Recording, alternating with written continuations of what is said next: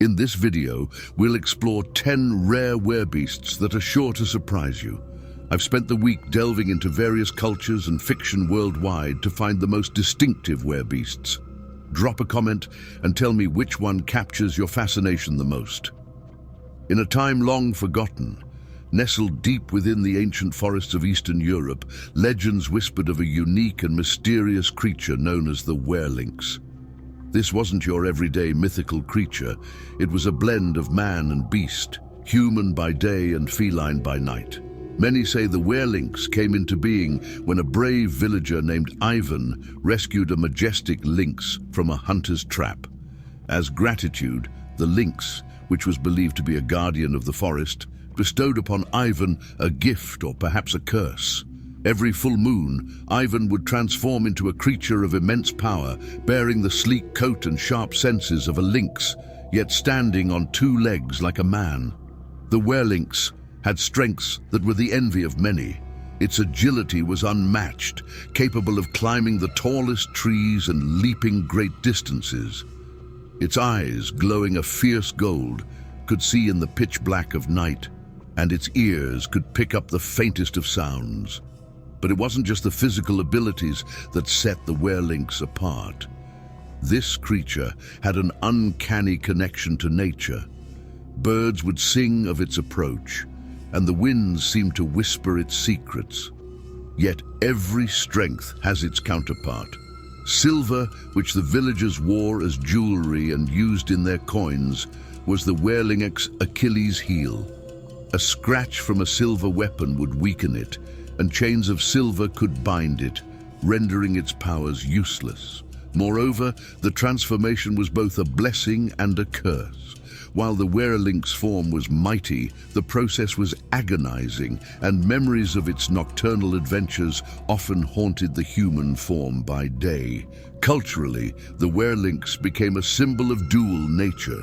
People would often tell tales of its heroics, saving villages from marauding bandits using its keen senses and feline prowess. Yet, others whispered of its wild nature, of nights when livestock would vanish, only for the werelynx to be spotted with glowing eyes in the morning mist. Children would often wear lynx masks during festivals, playfully sneaking up on their friends to mimic the stealth of the werelynx. Songs and dances celebrated its duality, both the human and lynx sides, and while some feared its power, many revered it, offering gifts of meat and milk at the forest's edge, hoping to earn its favor or appease its wild side. Deep within the hidden corners of the world, where the dense forests meet the shadows of ancient caves, legends tell of a creature that sends shivers down the spine of even the bravest warriors. This creature is the were-spider, a being of extraordinary power and mystery. It's said that the first were-spider was once a humble weaver named Lila. Lila had an unmatched talent for crafting intricate designs on her loom, inspired by the complex patterns of spiderwebs. One fateful evening, while collecting silken threads under a blood-red moon, she encountered a massive, otherworldly spider with opalescent eyes. Instead of consuming her, the spider bit Lila, infusing her with its essence. From that night on, every time the blood moon rose, Lila transformed into the feared were-spider. The were-spider is a sight to behold. By day, those cursed with this transformation seem like any other person, but by night, under the blood moon's influence, they become towering figures with 8 long, powerful limbs and multifaceted eyes that can see in complete darkness. Their bodies, though humanoid, are covered in a sleek, shimmering exoskeleton, and they possess the ability to spin webs of incredible strength and size. These creatures have abilities that are both awe-inspiring and terrifying. Their agility and speed are unparalleled, allowing them to move silently and strike without warning. The webs they weave aren't just for trapping prey. They can also be used to create shelters or even weapons, as sharp and durable as the finest steel. The were-spider's bite, while not always fatal, can paralyze a grown man, leaving him helpless. However, every creature, no matter how powerful, has its weaknesses. The were-spider, for all its strengths, is deathly afraid of fire. The bright flames can blind its sensitive eyes, and its exoskeleton can burn easily. Furthermore, the transformation itself is a torment. The pain of shifting between human and spider forms is so excruciating that many who bear the curse seek a cure, or at the very least a way to control it. In many cultures, the were-spider is seen as a symbol of duality. Its human side represents our daily lives, our routines, and our societal norms. In contrast, its spider side embodies our deepest fears, our primal instincts, and the wild, untamed parts of our souls. In a remote village by the banks of a shimmering Australian river, elders speak of a curious legend that's both baffling and intriguing. It's the tale of the were-platypus, a creature as odd and enigmatic as the land itself. Legend has it that long ago, a kind-hearted villager named Banjo, with an insatiable curiosity, often roamed the riverside. He was particularly fascinated by the platypus, an animal that seemed to defy all norms of nature. With the bill of a duck, the tail of a beaver, and the ability to lay eggs, the platypus was an enigma. One evening, under the gleam of a silvery blue moon, Banjo stumbled upon a glowing golden platypus. Without hesitation, he reached out to touch it. The moment their hands met, a rush of energy surged through him, forever binding their fates. From that fateful night, whenever the silvery blue moon graced the sky, Banjo would transform into the magnificent were-platypus. This being was neither entirely human nor completely platypus, but a perfect blend of the two. With strong, webbed feet, Banjo could glide through water with unmatched speed. His new bill, which was sensitive to the slightest vibrations, allowed him to detect the movements of creatures nearby, making him an excellent hunter. However, the were-platypus was not without its unique strengths. Its fur, now thicker and more lustrous, was able to store warmth, letting it swim in colder waters without any discomfort. And just like the male platypus, Banjo had a spur on his hind leg, capable of delivering a venomous sting, potent enough to deter any threat. Yet, such power came with its challenges. Banjo's transformation was unpredictable, and while he retained his human intelligence, his instincts were now overwhelmingly platypus-like. Bright lights would disorient him, and while he was an excellent swimmer, his newfound bulk made climbing or running a cumbersome task. He also developed a voracious appetite for river crustaceans, which, while delicious, did strain his relations with the local fishermen. Over time, the story of the were-platypus spread throughout the region. The creature became a symbol of nature's unpredictability and the mysteries that lay hidden in the vast Australian landscape. Parents would tell their children stories of Banjo's adventures, both as a cautionary tale and a lesson in respect for the wild world around them. In the heart of the maritime town of Calypso's Cove, where the sea kisses the sandy shores and whispers tales of old, there exists a legend unlike any other, the tale of the were-octopus. Locals speak of it in hushed tones, fishermen share tales over a warm fire, and every child dreams of catching a glimpse of its tentacled silhouette against the moonlit waves. Many moons ago, Oriana, a spirited young lass with a passion for the sea, often ventured into the deep waters, seeking treasures and secrets hidden within the ocean's depths.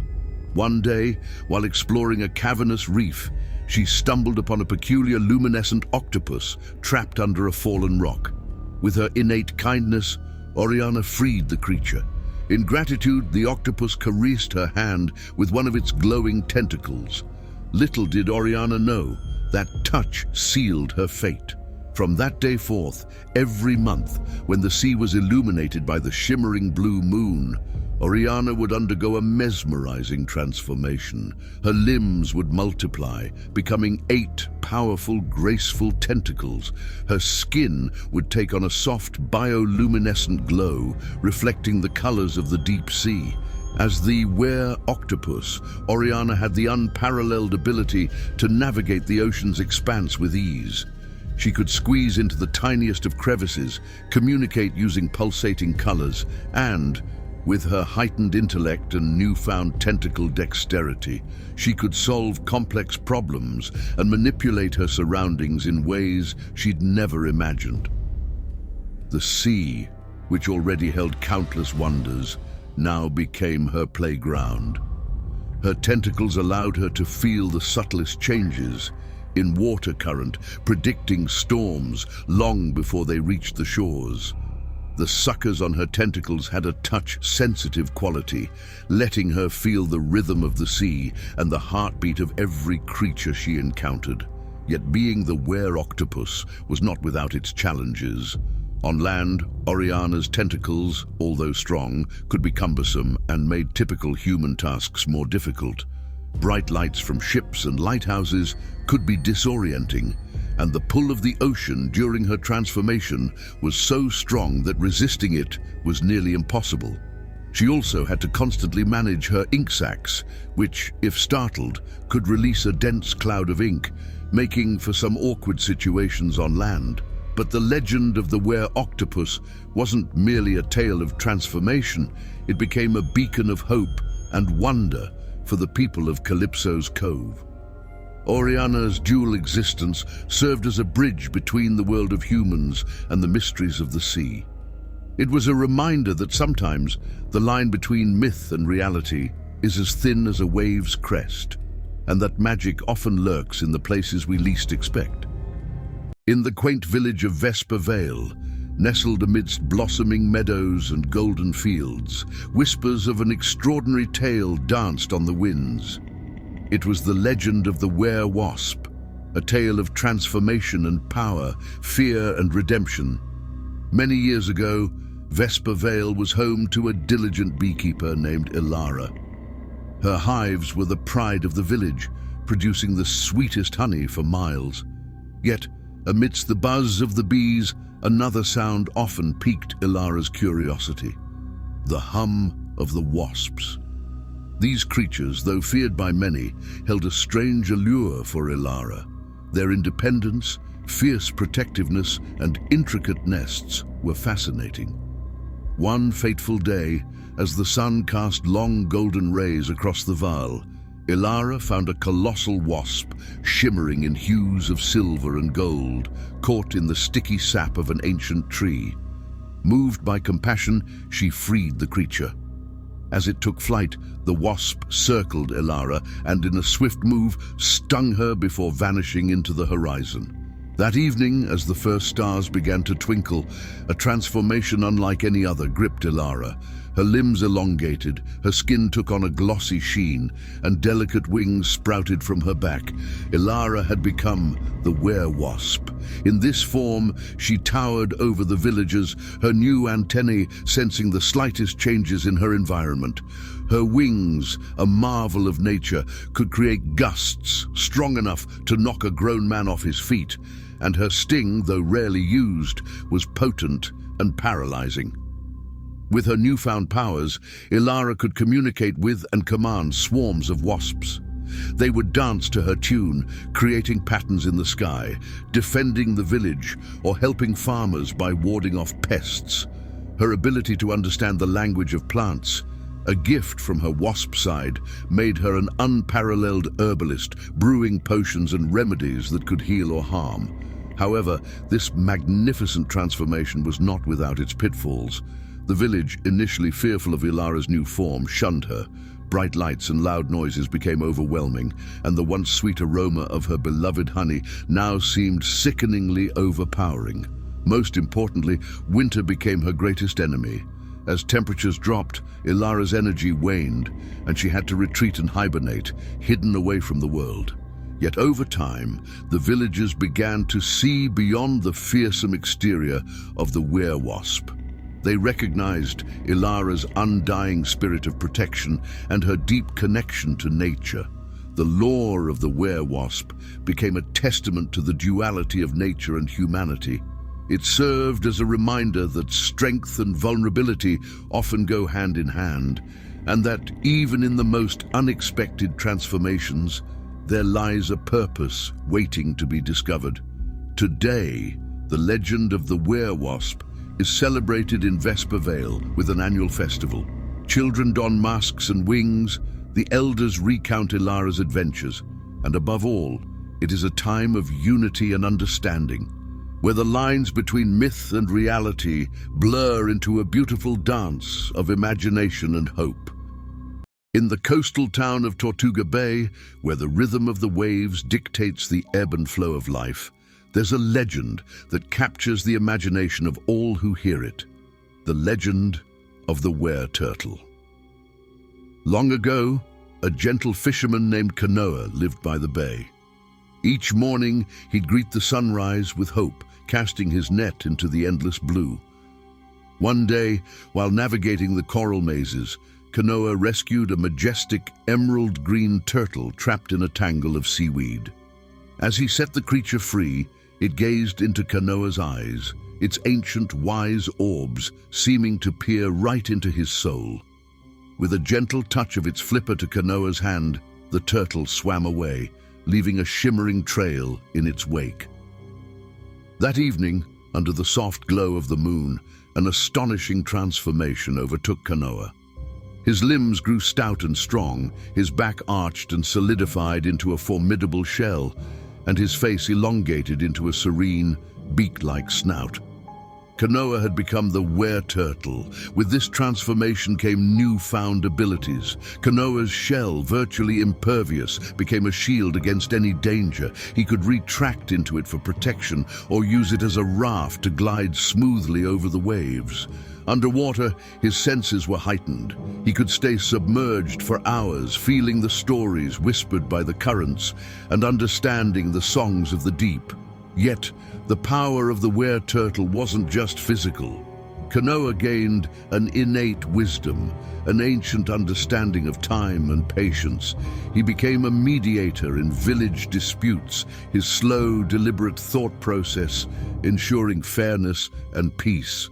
The once boisterous fisherman transformed into a beacon of tranquility and wisdom for Tortuga Bay. However, such gifts came with their set of challenges. The world around Kanoa seemed to move at lightning speed, and his newfound slow pace often made him feel out of sync. While his protective shell was a formidable defense, it also weighed him down on land, making quick movements and agile maneuvers near impossible. And during the colder months, the urge to hibernate was overwhelming, pulling him to secluded, warm corners of the bay.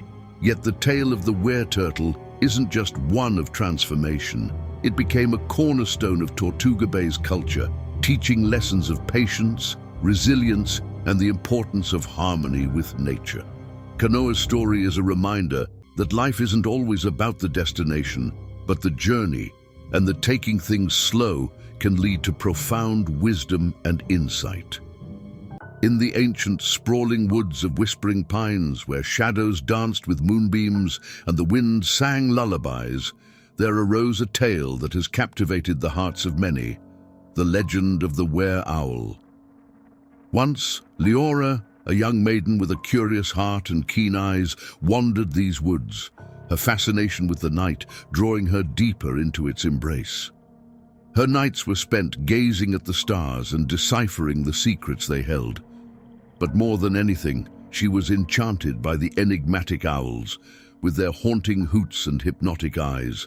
One twilight, amidst the chorus of crickets, Leora chanced upon a grand silver-feathered owl caught in a hunter's snare.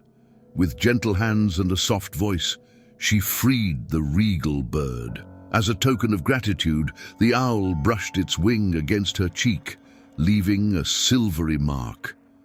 That night, as the crescent moon bathed the world in a gentle glow, Leora felt a change stir within her. With a rush of wind and a burst of silvery light, she transformed. Leora had become the were-owl. Majestic wings sprouted from her back, allowing her to soar above the treetops and kiss the stars she so dearly loved. Her eyes, now large and luminous, could pierce through the darkest nights, seeing things no human could. She understood the language of the trees and the whispers of the wind. But Leora's most powerful gift was her newfound wisdom. As the were-owl, she became the guardian of the woods, using her keen insight to solve disputes among woodland creatures and guide lost travelers to safety. Her hoot became a beacon of hope, a lullaby for those who needed comfort. Yet being the were-owl came with its challenges.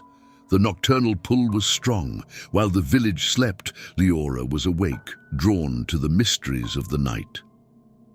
Bright daylight became blinding, forcing her to seek shelter during the day. And her new form, though powerful in the air, was vulnerable on land. The same hunter's snares that had once trapped the silver owl now threatened her. However, over time, the village of Whispering Pines grew to revere the were-owl. Leora's tales of the night, her wisdom and her guidance became invaluable. The legend of the were-owl transformed from a mere story to a symbol of wisdom, intuition, and the magical bond between humans and nature. Today, on moonlit nights, the children of Whispering Pines gather around bonfires, their faces illuminated by the dancing flames, and listen intently as elders recount the tale of Leora, the were-owl. Feathers are worn as tokens of good luck, and the haunting hoot of the owl is no longer just a call of the wild, but a reminder of the boundless wonders that exist when one truly connects with the world around them. In the vast, golden plains of Equus Meadows, where the horizon kisses the earth and the winds dance with wildflowers, a tale has galloped through time, enchanting all who hear it, the legend of the werehorse. Eamon, a humble farm boy with sun-kissed skin and dreams as vast as the meadows, had a bond with horses unlike any other. Day after day, he'd tend to them, understanding their whinnies and neighs, feeling the rhythm of their heartbeats. The villagers often said he spoke the language of the steeds. One fateful evening, as the sun painted the sky with hues of amber and crimson, Eamon found a magnificent stallion with a coat as dark as the midnight sky and eyes that sparkled like distant galaxies. The horse was ensnared in thorny brambles. With gentle care, Eamon set the stallion free. Grateful, the majestic creature touched Eamon's forehead with its velvety muzzle. As the first star appeared that night, Eamon felt an electrifying surge. His vision broadened, muscles rippled with newfound strength, and a mighty mane cascaded down his back. Eamon had transformed into the werehorse. With powerful legs, he could race with the wind, feeling the exhilarating freedom of the plains. His senses heightened. He could hear whispers from miles away and smell rains long before they kissed the earth. The werehorse's strength was unmatched. Eamon could carry burdens many times his weight and gallop tirelessly for days. Villagers in distress began seeking him out, for the werehorse could reach places others couldn't, bridging distances and bringing aid. Yet, with these wondrous abilities came challenges. The call of the wild was incessant. Eamon felt torn between his human connections and the beckoning open fields. His immense strength, if unchecked, could inadvertently cause harm. And there were those who, out of fear or greed, wanted to harness the werehorse's power for themselves. But Eamon's story is not just about transformation. It is a testament to resilience, understanding, and the bond between man and nature. Equus Meadows transformed with Eamon's legend. Annual races were held in his honor, and stories of the boy who became the werehorse were told and retold, inspiring generations. Now, when the golden plains are bathed in moonlight, if you listen closely, you can hear the distant gallops of the werehorse. Children lie in the fields, making wishes on shooting stars, dreaming of adventures and hoping to catch a glimpse of the legendary Eamon. And while the world around them may change, the tale of the werehorse remains a timeless ode to freedom, strength, and the magical tapestry that weaves man and beast together in an eternal dance. In the sun-scorched deserts of Zafar Sands, where shimmering mirages played tricks on the eyes and golden dunes rose like waves, a story took flight, soaring high and echoing through time. The legend of the were-vulture. Kaya, a tribal healer with raven-black hair and eyes as deep as desert wells, was known throughout the lands for her unparalleled knowledge of herbs and her unyielding spirit. Her hands could mend broken bones and soothe aching souls, but her heart held a special place for the vultures. To most, these scavengers symbolized death, but Kaya saw them as guardians of the cycle of life, cleaning the earth and ensuring balance. One sweltering day, beneath the blazing sun, Kaya stumbled upon a wounded vulture with striking silver feathers, a mark of its ancient lineage. With delicate care, she nursed the bird back to health. In gratitude, the vulture shed a single silver feather, placing it into Kaya's palm. As the sun dipped below the horizon, casting long shadows on the sands, a transformation gripped Kaya. Wings, broad and powerful, sprouted from her back, their span shadowing the dunes below. Kaya had become the were-vulture. With each beat of her mighty wings, she soared higher, viewing the world from dizzying heights. Her vision sharpened, allowing her to spot the tiniest detail from miles above, and her hearing became attuned to even the softest whispers of the desert. The were-vulture had the gift of understanding the delicate balance of life and death. Kaya could sense disturbances in this balance, guiding her to those in need.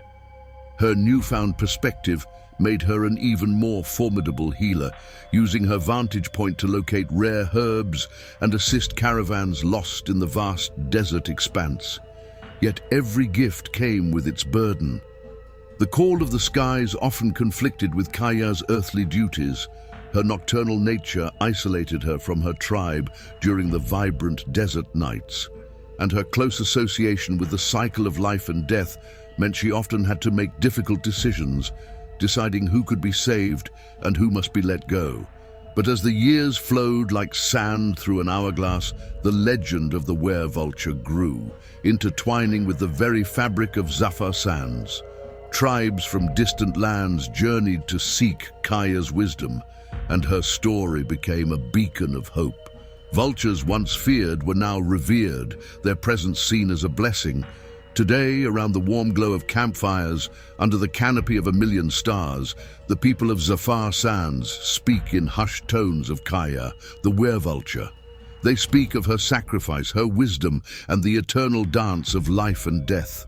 And as the desert winds carry her legend far and wide, the tale of the were-vulture serves as a timeless reminder of the beauty and mystery of the world we inhabit, and the delicate balance that binds us all. Nestled within the dense, whispering woods of verdant glade, where sunlight filters through the canopy in golden rays and streams murmur lullabies, a tale has gracefully leaped through the ages. The legend of the were-deer. Lena, with her hazel eyes and cascading auburn hair, was a village girl known for her connection to the forest. Animals sought her gentle touch, and the trees seemed to sway to her every movement. Among them all, the graceful deer held a special place in her heart. These ethereal creatures, with their delicate antlers and watchful eyes, were like shadows in the forest, always seen but never touched. One crisp autumn day, as leaves painted the ground in shades of gold and crimson, Lena rescued a radiant white deer, its antlers adorned with mysterious glowing runes from a hunter's snare.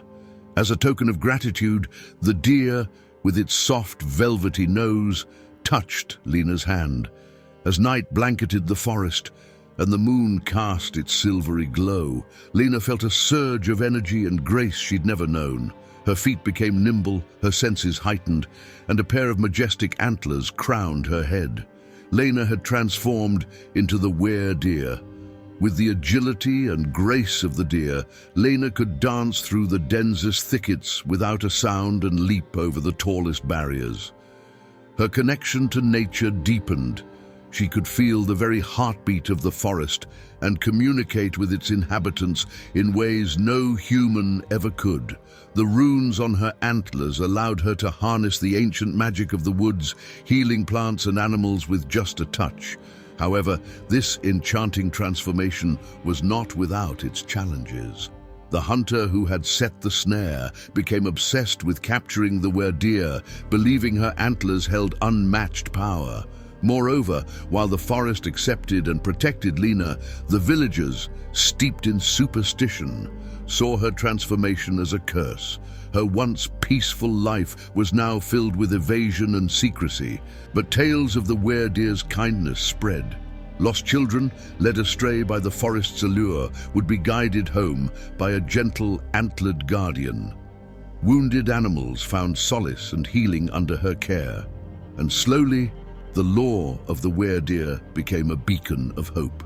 Today, as twilight descends upon verdant glade and fireflies light up the night, elders gather the young ones and share the tale of Lena, the weredeer. They speak of her love for the forest, her sacrifices, and the magic that binds every creature to the heart of the woods. And as the stories unfold, with every rustling leaf and echoing hoofbeat, the legend of the weredeer serves as a timeless testament to the magic that thrives in nature, waiting for those with pure hearts to discover and embrace. If you enjoyed this video, I know you'll love this next video on the 10 craziest werebeasts that you've never heard of.